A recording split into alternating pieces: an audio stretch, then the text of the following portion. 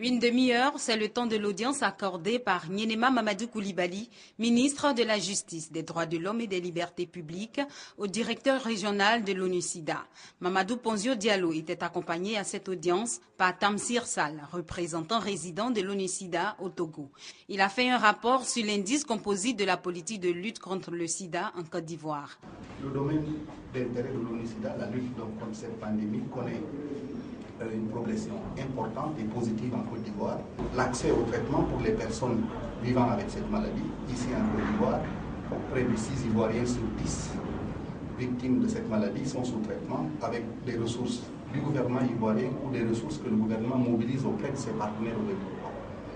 Sur le front de la lutte pour l'élimination de la transmission de la maladie de la mère à l'enfant, la Côte d'Ivoire fait aussi figure de pionnière dans la région, parce que 7 femmes ivoiriennes enceintes sur 10 porteuses de la maladie sont sous traitement afin d'éviter qu'elles ne transmettent la maladie à leurs enfants. La lutte contre le VIH-Sida en Côte d'Ivoire repose essentiellement sur une stratégie décentralisée et multisectorielle. La société civile est également fortement impliquée pour soutenir et compléter les actions gouvernementales.